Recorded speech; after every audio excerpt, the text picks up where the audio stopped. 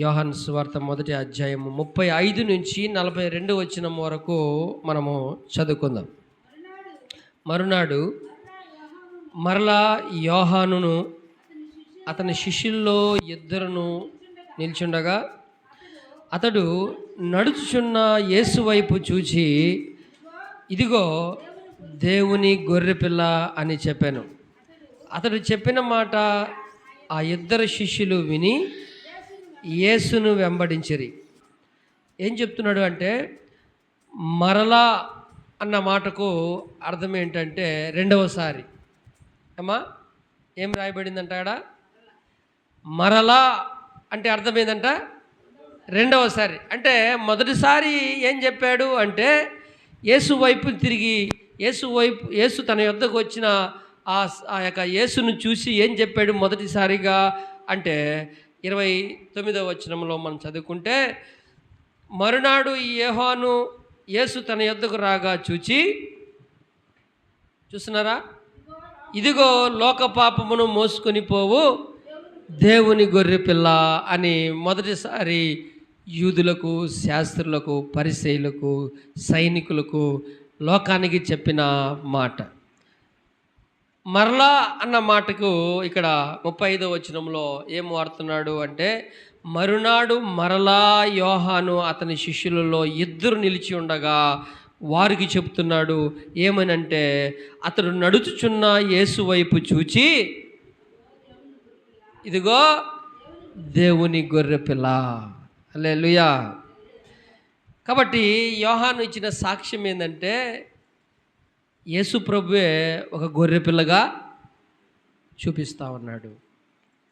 యేసుని ఒక గొర్రెపిల్లగా చూపిస్తున్నాడు. గొర్రెపిల్లకు సాదృశ్యం ఏంటి అంటే, ఇశ్రాయేలు ప్రజలకు ఒక ఆచారం ఏంటంటే, పాప పరిహారము కొరకు గొర్రెపిల్లను వీధించడము వారి ఆచారం. ధర్మశాస్త్ర ప్రకారము పాప పరిహారం నిమిత్తము ఆనాటి నుండి, ధర్మశాస్త్రం ఇవ్వబడినప్పటి నుండి చూడండి, మనము నిర్గమకాండంలోకి ఒకసారి వస్తే, నిర్గమకాండము 12వ అధ్యాయము 5, 6 వచనాల్లో ధర్మశాస్త్ర ప్రకారము దేవుడు వారికి ఇచ్చిన మాట, ఇశ్రాయేలు ప్రజలు ఐగుప్తులో బానిసలుగా ఉన్నప్పుడు విడుదలైన ఆ విడుదల దేనిని బట్టి అంటే, ఒక బలి పశువును బలించిన తర్వాత వారు విడుదలయ్యారు. ఆ గొర్రెపిల్లను భుజించుటకు ప్రతివాని భోజనము పరిమితిని బట్టి వారిని లెక్కింపవలెను. నిర్దోషమైన ఏడాది మగపిల్లలను తీసుకొనవలెను. గొర్రెల్లో నుండి అయినను మేకల్లో నుండి అయినను దానిని తీసుకొనవలెను. హల్లెలూయా. చూడండి, గొర్రెపిల్ల. ఇశ్రాయేలు ప్రజలు ఐగుప్తులో నుండి బానిసలుగా ఉన్నప్పుడు ఎంత మాత్రమును ఫరో వాళ్ళని విడుదల చేయట్లేదు. ఏమి చెప్పారు, మేము వెళ్ళిపోతాము, మేము మా సొంత దేశానికి వెళ్ళిపోతాము అని చెప్పిన ఫరో వాళ్ళని ఏం చేయట్లేదంట, వదలట్లేదు. దేవుడు 9 రకాల తెగుళ్ళను చూపించాడు, అయినా వదలట్లేదు. ఇది చివరి రకమైన తెగులు ఏంటంటే, వాళ్ళు ఒక గొర్రె పిల్లను వధించి, ఆ వధించిన గొర్రెపిల్ల యొక్క రక్తము దేని మీద పూయాలంట, ద్వారబంధం మీద పూసినప్పుడు, ఆ రాత్రి సంహార దూత వెళ్తూ ఉన్నప్పుడు ఏ ద్వారబంధం మీద అయితే రక్తము కనిపించదో ఆ కుటుంబంలో గొప్ప వేదన, ఆ కుటుంబంలో చావు అనేది జరుగుతుంది. ఏ ద్వారబంధం మీద అయితే రక్తం కనిపిస్తుందో ఆ రక్తమును బట్టి సంహార దూత దాటి వెళ్ళిపోతాడు అని చెప్పి దేవుడే మోషే ద్వారా చెప్పినప్పుడు, వారు గొర్రెపిల్లను వధించి ఆ రక్తమును ద్వారబంధం మీద పూసే ఆ యొక్క పద్ధతిని, పస్కాను దేవుడు ఏర్పాటు చేశాడు. ఆ పస్కా ద్వారా ఆ యొక్క గొర్రెపిల్ల రక్తము ద్వారా వారికి కలిగింది ఏంటంటే, విడుదల కలిగింది, విమోచన కలిగింది. కాబట్టి ఈనాడు లేవికాండంలో కూడా మనం ఒక మాట చదువుతాం. లేవికాండము చూడండి, గొర్రెపిల్ల ఎప్పటి నుంచి దేనికి వాడుతున్నారు? గొర్రెపిల్ల ఆ యొక్క దహన బలి, ఆ బలి దేనికి సాదృశ్యం అంటే, వారు విడుదలకు సాదృశ్యము. వారు ఒకవేళ పాపం చేసినట్లయితే ఆ యొక్క ప్రత్యక్ష గుడారం దగ్గరకు వెళ్ళి వాళ్ళు బలిని అర్పిస్తే ఆ యొక్క పాపం అనేది తాత్కాలిక నివారణ జరిగేది అని ఆనాటి నుండి వాళ్ళు ఆచరించే ఒక ఆచారం. లేవికాండం 1వ అధ్యాయము 10వ వచనం చదవండి ఒకసారి. దహన బలిగా అతడు అర్పించున్నది గొర్రెల యొక్క కానీ మేకల యొక్క కానీ మందలోనిదైన ఎడల అతడు నిర్దోషమైన మగదాన్ని తీసుకొని రావలెను. దేనికి అర్పించడానికంట? దహన బలిగా. కాబట్టి బలి అర్పించే విషయంలో వాడేదే ఈ గొర్రె పిల్ల. పాప పరిహారం నిమిత్తం మానవుడు పాపం నుండి విమోచించి తాత్కాలిక విమోచన వారు ఇజ్రాయేల్ ప్రజలు ఐగుప్తుల నుంచి విడుదలయ్యేటప్పుడు బలించే ఆ బలి ద్వారా ఆనాటి నుండి వారికి ఆచారంగా ఉండేది. ఒక విడుదల కొరకై ఆ బలిని అర్పించేవారు. ఇప్పుడు యోహాను ఏం చెప్తున్నాడు? యేసు ప్రభుని చూసి యోహాను సువార్తలకు రండి. యోహాను తన శిష్యులకు చెప్తున్న మాట ఏంటి? చదవండి మరలా ఆ మాట. మరునాడు యోహాను ఇద్దరు తన యొద్దట ఉండడం చూసి నడుచుచున్న యేసు వైపు చూచి, ఇదిగో దేవుని గొర్రెపిల్ల. హల్లెలూయా. ఇదిగో దేవుని. అప్పుడు ప్రభువుని ఏం చూపిస్తున్నాడంటే యోహాను అంటే, ఇదిగో లోక పాపములు మోసుకొని పోయే దేవుని గొర్రెపిల్ల. కాబట్టి పాప పరిహారం నిమిత్తం మనం ఆచారంగా ఉండి ఆ యొక్క బలి ద్వారా తాత్కాలిక పరిహారం ఏ విధంగా కలుగుతుందో అలాగనే పర్మనెంట్గా ఉండడానికి దేవుడే తన గొర్రెపిల్లను పంపించాడు. ఈ మాట కొరింథీయులకు రాసిన మొదటి పత్రికలో 5వ అధ్యాయం 7వ వచనంలో స్పష్టంగా రాయబడింది. ఆ యూదులు పస్కా బలిగా ఆనాటి నుండి ఆచరించే ఆ ఆచారము నిజమైన గొర్రెపిల్లగా యేసు ప్రభువే మన పస్కా పశువు అని ఇక్కడ అపోస్తలుడైన పౌలు కొరింథీయులకు రాసిన మొదటి పత్రిక 5వ అధ్యాయం 7వ వచనం చదవండి. మీరు పులిపిండి లేనివారు గనుక క్రొత్త ముద్ద అగుటకై ఆ పాతదైన పులిపిండిని తీసి పారవేయడి. ఇంతేకాక క్రీస్తు అను మన పస్కా పశువు వధింపబడేనో. హల్లెలూయా. ఏం చెప్తున్నాడు? ఆ పస్కా పశువు ఎవరంట? ఆ పస్కా పశువుకు దిగి వచ్చి వారు ఆచారంగా ఆచరిస్తే అది తాత్కాలికంగా వాళ్ళు ఆచరించేవాళ్ళు. అయితే నిజమైన బలి, నిజమైన పాప పరిహారం ఎవరి ద్వారా కలుగుతుందంటే ఈ యేసు ప్రభు ద్వారానే కలుగుతుంది అని పౌలు తేల్చి చెప్తా ఉన్నాడు. కాబట్టి యోహాను సువార్తకు రండి ఒకసారి చూడండి. తన శిష్యులు నిలిచి ఉండగా ఏం చూపిస్తున్నాడంటే, ఇదిగో దేవుని గొర్రెపిల్ల. హల్లెలూయా. యేసు ప్రభు ఎందుకు ఈ లోకానికి వచ్చాడు అంటే మానవాల్ని పాపం నుండి విమోచించడానికి వచ్చాడు. యోహాను ప్రజలకు ఏం చూపిస్తున్నాడు యేసుని అంటే, విమోచకుడు ఈయనే, బలిగా పొందబోయేది ఈయనే. హల్లెలూయా.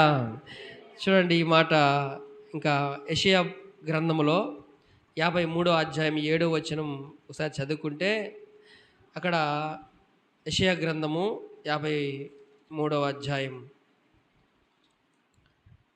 7వ వచనంలో, అతడు దౌర్జన్యము నొందెను, బాధింపబడినను అతడు నోరు తెరవలేదు. వదకు తేబడు గొర్రె పిల్లయు బొచ్చు కత్తిరించు వాని ఎదుట గొర్రెయు మౌనంగా ఉండినట్లు అతడు నోరు తెరవలేదు. ఎవరి గురించి రాయబడిందంటే యేసు ప్రభుని గురించి రాయబడి ఉన్నది. యేసు ప్రభు యోహాన్ని ఏం చెప్తున్నాడు? ఇదిగో ఆ గొర్రె పిల్ల. అమ్మ అర్థమవుతుందా? ఏం చూపిస్తున్నాడమ్మా?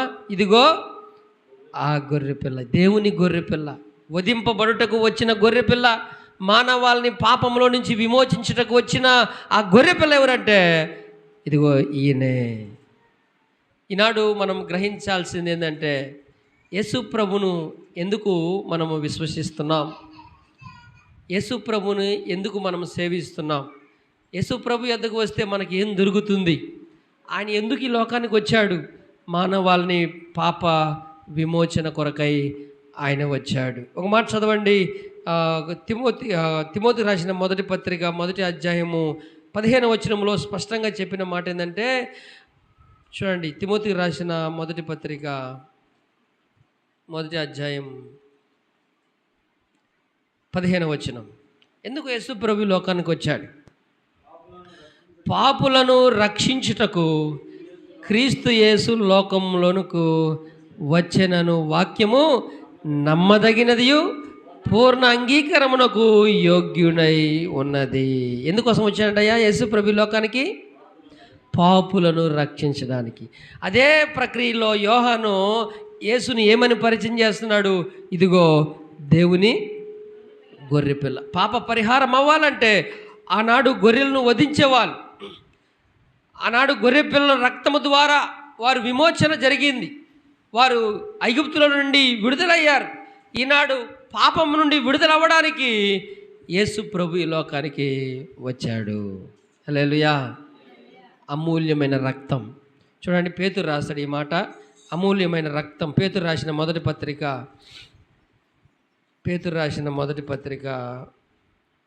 1వ అధ్యాయం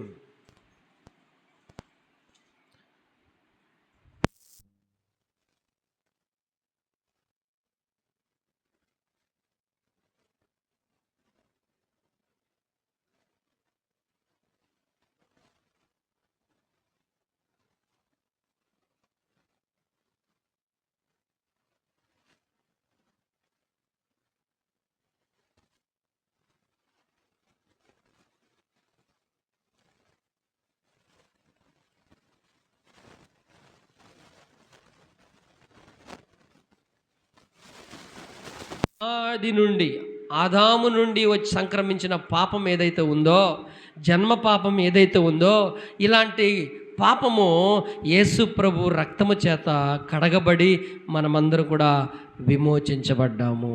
హల్లెలూయా. కాబట్టి రండి, యోహాను సువార్తలోనికి రండి. ఇదిగో దేవుని గొర్రెపిల్ల, దేవుని గొర్రెపిల్ల.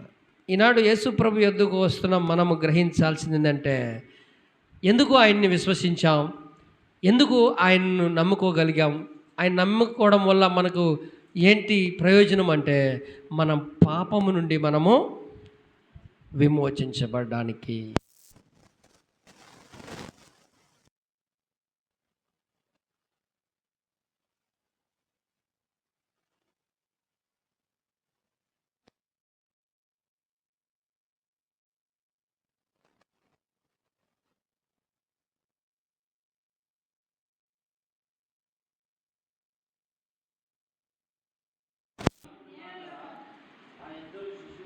ఆ ఇద్దరు శిష్యులు విని యేసును వెంబడించిరి. ఏమని వెంబడించుంటారు ఇప్పుడు వాళ్ళు? లోకరక్షకుడు ఈయనే, పాపం నుండి విమోచించేది ఈయనే అని ఆయన్ను వెంబడించారు. కాబట్టి మనం యేసు ప్రభు యొద్దకు ఎందుకు ఎలాగా రావాలి అంటే, పాప విమోచన కొరకు ఆయన యొద్దకు రావాలి. ఇతరులకు మనం యేసుని ఎలాగ పరిచయం చేయాలి అంటే, యేసు మన పాపము నుండి విమోచించేవాడు. చాలామంది చెప్పే మాట ఏంటంటే, ఆయన నమ్ముకుంటే రోగాలు పోతాయి, యేసు ప్రభువును నమ్ముకుంటే వ్యాధుల నుంచి బాగుపడతాం, యేసు ప్రభు నమ్ముకుంటే అప్పుల్లో నుంచి బయటకు వస్తాం, యేసు ప్రభు నమ్ముకుంటే మన అన్నీ ఆశీర్వాదాలే. అయ్యా, యేసు ప్రభు నమ్ముకుంటే అన్నీ నీకు మేలే జరుగుతుంది, నీ నష్టం ఏమి కూడా జరగదు. అసలు వాస్తవం మర్చిపోయి ఇవన్నీ కూడా చెప్పడం వల్ల తప్పుడు బోధ అనేది బయటకు మనం చెబుతున్నాం. యేసు ప్రభు ద్వారా ఎందుకు ఆయన నమ్ముకోవాలి, ఎందుకు ఆయన ఎద్దకు రావాలి అంటే, యోహాను ఇచ్చిన సాక్ష్యం ఏంటంటే, ఇదిగో లోక పాపములు మోసుకొని పోయే. ఎందుకు రావాలి యేసు ప్రభు ఎద్దకు? ఎందుకు నమ్ముకోవాలంటే, మన పాపస్థితి మారడానికి నమ్ముకోవాలి. పాపములో ఉన్న మానవుడిని పాపము నుండి తొలగించి నీతిమంతులు అయ్యేటట్లు చేసేది యేసు ప్రభు. కాబట్టి ఆ మాటలు వదిలిపెట్టి, నీకు అన్నీ మేలే జరుగుతుంది ఆయన్ని నమ్ముకుంటే, నీ వ్యాధుల నుండి బాగుపడతావు, నీకు అనేక నష్టాలు కలగకుండా ఆయనే కాపాడుతాడు అని చెప్పి అది అది వదిలిపెట్టి మిగతా విషయాలంతా కూడా చెప్తూ ఉంటారు. కనుక వాళ్ళు కొన్ని దినాలు నమ్ముతారు, కొన్ని దినాలు నమ్మి మరలా కష్టం వస్తే మరలా వదిలేస్తారు. ఈయన చూస్తే కష్టాలు వస్తుంది, కష్టాలు పోతుందని నమ్ముకుంటే కష్టాలు వచ్చి పడింది అని చెప్పి తిరిగి వెనకకి వెళ్ళిపోతారు. అట్టే జరుగుతూ ఉంది ఇప్పుడు. అయితే ఎందుకు యేసు ప్రభు యొద్దకు రావాలి, ఎందుకు నమ్ముకోవాలి, ఆయన వల్ల మనకు ప్రయోజనం ఏంటి అంటే మన పాపస్థితి నుండి మనం బయటపడడానికే రావాలి. ఇలాంటి విశ్వాసం ఎందరిలో అయితే ఉంటుందో వాళ్ళు రోగం వచ్చినా ప్రభుని ఆరాధిస్తారు, కష్టాలు వచ్చినా, అంటే కష్టాలు తీర్చడానికి కాదు ఇక్కడ అర్థం, ఆయన మనకు మేలు చేయడానికి కాదు అర్థం. ఆయన మొదటిగా ఒకసారి ఒక మాట రాయబడి ఉంది, మొదటగా ఆయన రాజ్యాన్ని నీతిని వెతకండి, తర్వాత మనకి ఇదన్నీ కూడా అనుగ్రహిస్తాడని ప్రభువే చెప్తాడు. ఇక్కడ మత్తయి సువార్తలో రండి ఒకసారి, మత్తయి సువార్త 7వ అధ్యాయంలో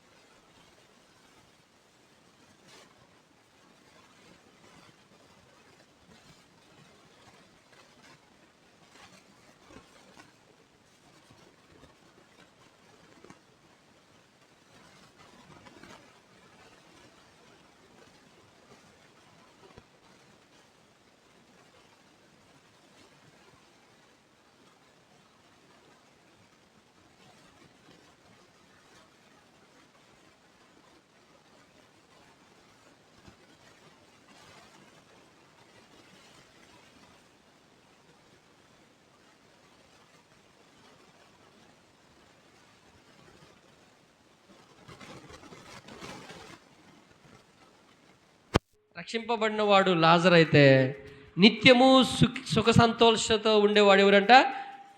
ధనవంతుడు. అతను రక్షణ లేదు అతనికి. ఇద్దరు చనిపోయారు, కానీ ఆ పూటకి తినే ఆ లాజరే దేవుని సన్నిధికి వెళ్ళాడు అని రాయబడి ఉన్నది. కాబట్టి ఈ లోకంలో మనం అన్నీ కోరుకుంటున్నాం, అన్నీ కావాలని దేవునికి తెలుసు, కానీ రక్షణ అన్నిటికంటే ముఖ్యము అని దేవుడు తన కుమారుడిని ఈ లోకానికి గొర్రెపిల్లగా పంపించాడు. ఆయన గొర్రెపిల్లగా వధించబడతాడు.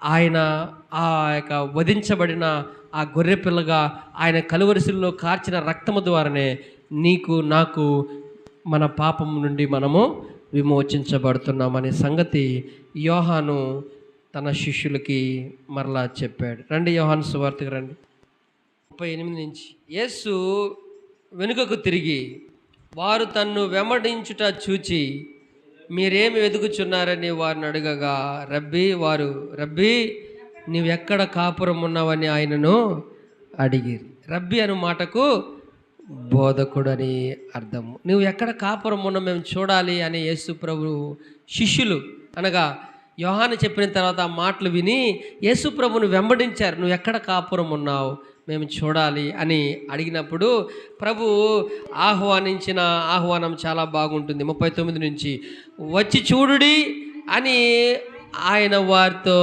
చెప్పగా వారు వెళ్ళి ఆయన కాపురం ఉన్న స్థలమును చూచి ఆ దినమున ఆయన యొద్ద బస చేసిరి. చూడండి, ఎప్పుడైతే యేసుని వెంబడిస్తున్నారో దేవుడు అనగా ప్రభు వారిని వద్దనలా, నా వెంబడి రావద్దు అన్నాడా అనలా. ఏమన్నాడు?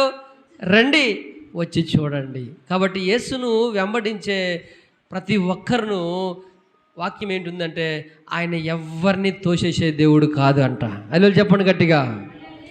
ఆయన ఎవరైతే వెంబడించాలనుకుంటారో, ఎవరైతే అట్టి ఆశ పుడుతుందో, ఎవరికైతే అట్టి ఆశ అట్టి కోరిక పుడుతుందో, యేసు యొద్దకు పోవాలి, యేసుని వెంబడించాలని ఆశ వస్తుందో, దేవుడు ఎవరిని కాదనేవాడు కాదంట. ఒకసారి వాక్యం చూడండి, యోహాను సువార్త 6వ అధ్యాయంలోనికి రండి. యోహాను సువార్త 6వ అధ్యాయానికి వస్తే చక్కని మాట, ఆయన వెంబడించే వారిని ఎవరిని తోసివేయడంట. చూడండి,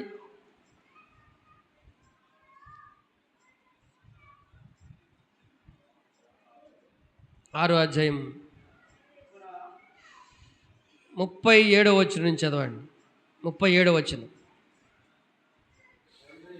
తండ్రి నాకు అనుగ్రహింపబడిన వారందరూ నా యొద్దకు వస్తురు, నా యొద్దకు వచ్చి వాడిని నేను ఎంత మాత్రమును ఎలాంటి వాడైనా సరే, ఎంత ఘోర పాపమైనా సరే, దేవుని ఇష్టపడి దేవుని వెంబడించాలని ఆశ పుట్టిన ఎవరినైనా సరే దేవుడు ఆహ్వానిస్తాడు. ఆయన వద్దని తోసేసేవాడు కాడు. చూడండి, నా యొద్దకు వచ్చి వాడిని నేను ఎంత మాత్రము తోసివేయను. రండి యోహాను సువార్తకు రండి, 1వ అధ్యాయానికి రండి. కాబట్టి యేసు వెంబడిస్తున్న వారు ఏమి వెతుకుతున్నారని అడిగినప్పుడు, అయ్యా నువ్వు ఉన్న స్థలమును చూడాలనుకుంటున్నాము అని అడిగితే, రండి చూడండి వచ్చి అని ఆహ్వానించాడు. 40వ వచనంలో ఆ దినము బస చేసిరి. అప్పుడు పగలు రమారమి 4 గంటల వేళ ఆయను. చూశారు, యేసుప్రభు ఉన్న స్థలమంతా చూశారు, యేసుప్రభు మాటలు విన్నారు.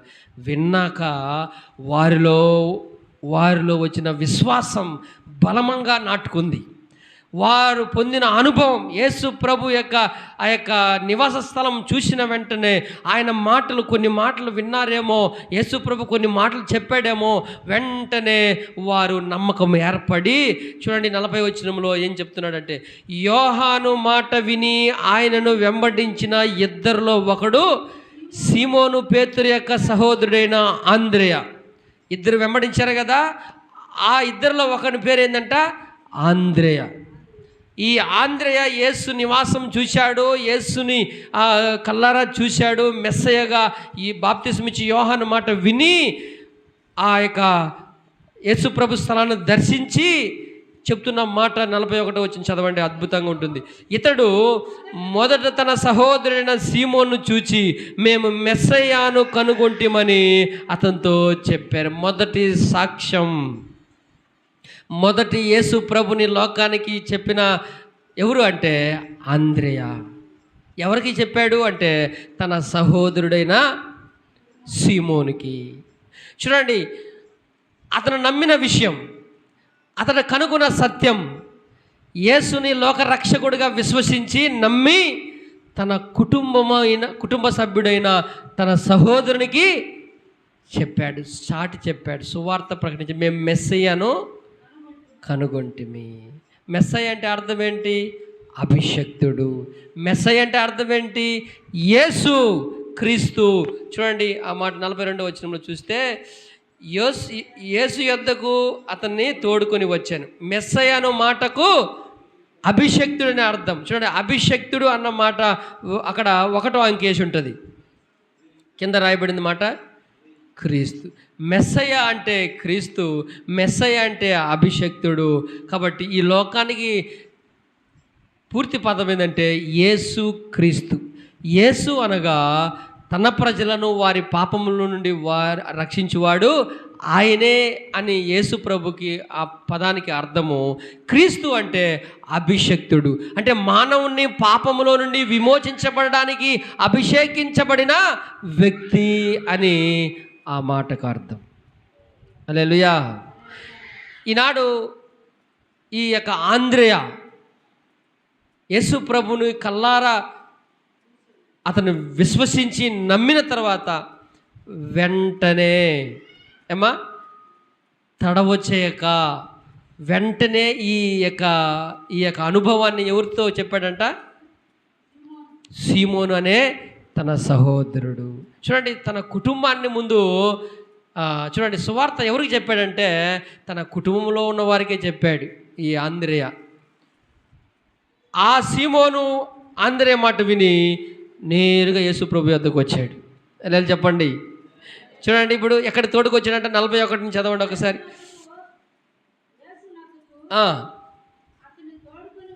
అతన్ని ఎవరు తోడుకొచ్చారంటే ఇప్పుడు ఆంద్రేయ ఈ మెస్సయ్యను గురించి ఏనాటి చాలా కాలం నుంచి ఎదురు చూస్తున్నారు. ఎవరు? యూదులు, ఇశ్రాయేలు ప్రజలు. మెస్సయ్య అంటే అర్థం ఏంటి? విమోచకుడు, పాపం నుంచి విడుదల చేసే దేవుడు. ప్రవక్తలు మోషే, యెషయా, ఇర్మియా ఇలాంటి భక్తులు ఎందరో ఈ యేసు ప్రభుని గురించి ప్రవచనాలు చెప్పారు. ఆ ప్రవచనాలు నెరవేర్పుగా యేసు ప్రభు వస్తే ఆ మెస్సయ్యను మేము చూశాము అని ఆంద్రేయ చెప్పాడు. ఎలా చెప్పండి? ఆ రక్షకుడిని మేము చూశాము అని చెప్తున్నాడు. ఇప్పుడు ఆ రక్షకుని చూస్తే ఆ యొక్క సీమోన్లో మెదిలిన తలంపులు వెంటనే పరిగెత్తుకొని యేసు ప్రభు యొద్దకు వచ్చాడు.